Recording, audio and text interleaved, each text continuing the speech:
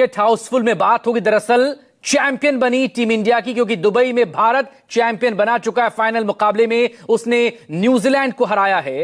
इस सब के बीच देश का मान बढ़ाने वाले सितारे अब देश लौट रहे हैं। कप्तान रोहित शर्मा परिवार के साथ मुंबई लौट चुके हैं। तस्वीरें आपके सामने न्यूज 24 पर हैं। और इसी के साथ क्रिकेट प्रेमियों के मन में यही सवाल, आगे टीम इंडिया का रोड मैप क्या होगा?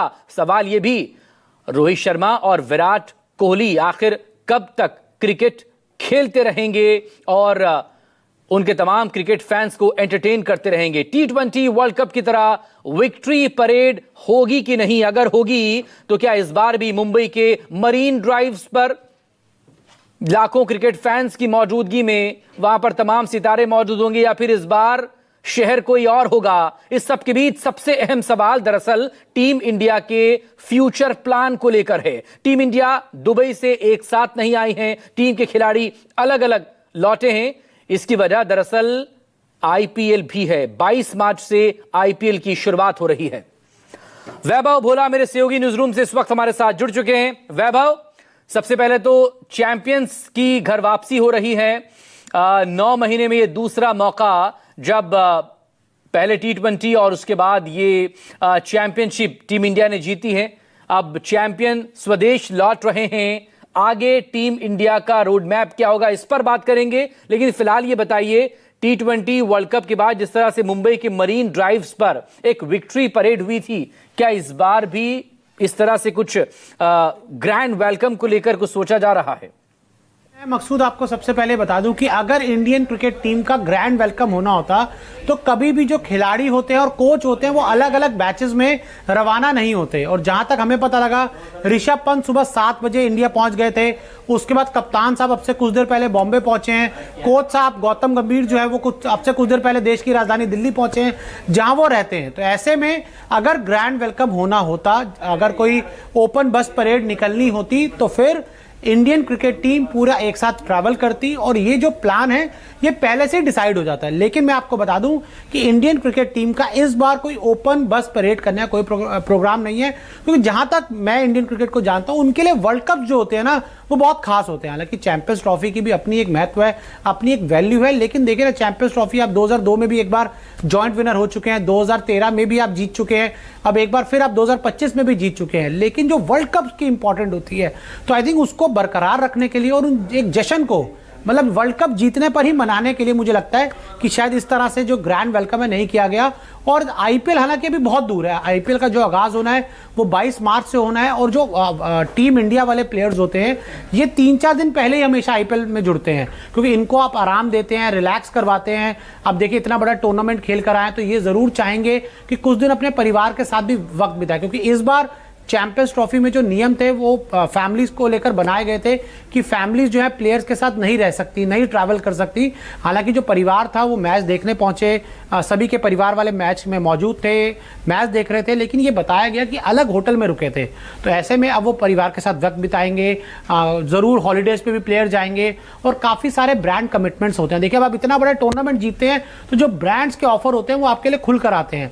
आप टूर्नामेंट के दौरान कुछ नहीं कर पाते, तो ऐसे में ये आपको बेस्ट टाइम मिलता है अपने परिवार के लिए टाइम निकालने का, थोड़ा सेलिब्रेट करने का, वेकेशन पे जाने का, अपनी जो ब्रांड कमिटमेंट है उनको पूरा करने का।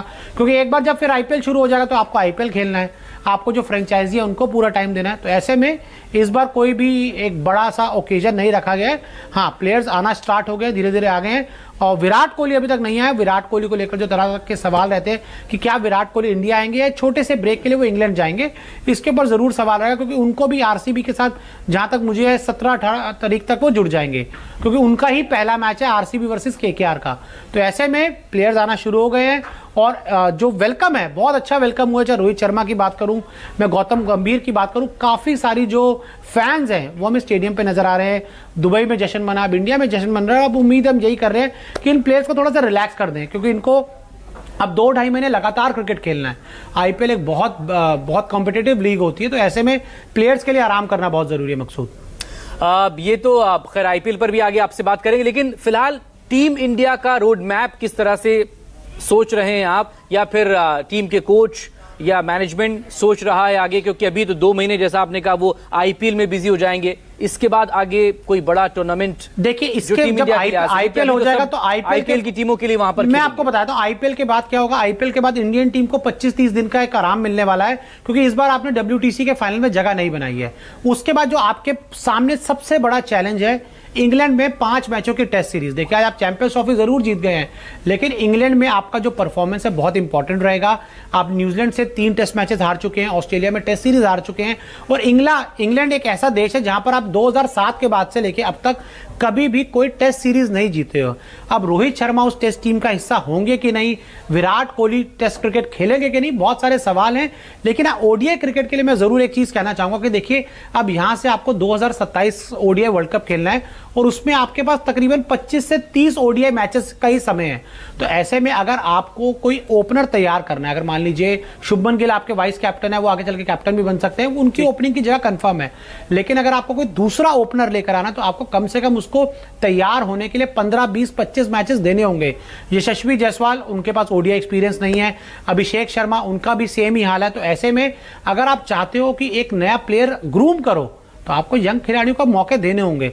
अब रोहित शर्मा ने हालांकि प्रेस कॉन्फ्रेंस में आया और उन्होंने बोला कि मैं रिटायर नहीं होने वाला, लेकिन मैं आपको बता दूं कि रिटायर होना ना होना ये खिलाड़ी का फैसला होता है, लेकिन उसको सेलेक्ट करना ये फैसला होता है सेलेक्टर्स का। लेकिन रोहित शर्मा की कप्तानी में आपने ट्रॉफी जीती है, तो सेलेक्टर्स के सामने, कोच गौतम गंभीर के सामने चुनौतियां बहुत सारी। करीब 2 साल का वक्त है अपने आप को फिट रखना, इनफॉर्म रखना, क्योंकि बहुत से एक उम्र भी तो आपकी होती है ना।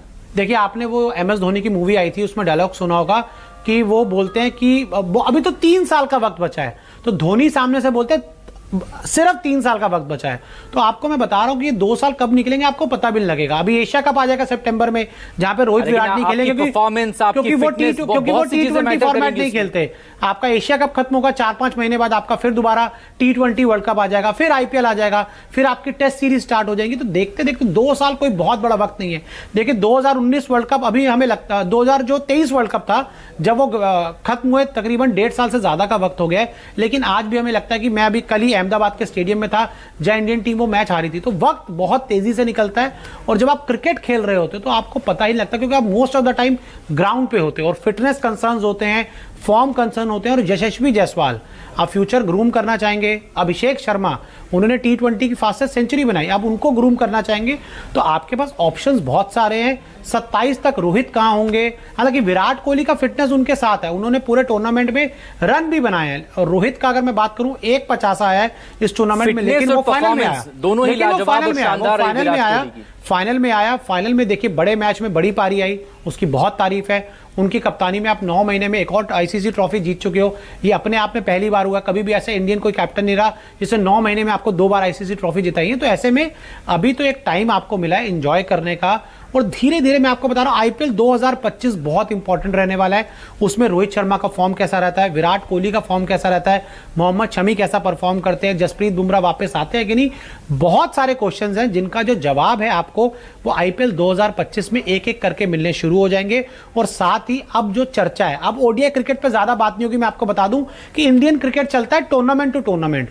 अब आपके सामने एशिया कप है, वो T20 फॉर्मेट में है, T20 वर्ल्ड कप है, वो T20 फॉर्मेट में है। तो अभी आपका जो सारा फोकस रहेगा वो T20 में रहेगा। और जो खबरें हमें मिल रही हैं उसमें आप हार्दिक पांड्या को नया T20 कप्तान देख सकते हो, सूर्य कुमार यादव की छुट्टी हो सकती है। और जब वो T20 वर्ल्ड कप खत्म हो जाएगा, तब आप फिर आ जाओगे जो ओडीआई वर्ल्ड कप वाले मोड में और WTC फाइनल वाले मोड में।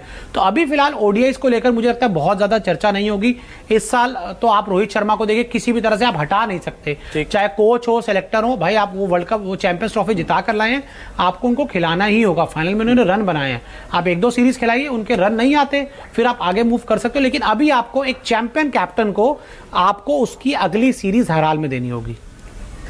बहुत शुक्रिया आपका वैभव, आप नजरें बनाए रखिएगा। बहुत शुक्रिया इस तमाम डिटेल पर बात करने के लिए। तो फ्यूचर प्लान टीम इंडिया का क्या होगा, कैसा होगा, इसी को लेकर हम बात कर रहे थे। फिलहाल चैंपियंस की घर वापसी का सिलसिला शुरू हो चुका है, चैंपियन बनकर लौटे, लेकिन सामने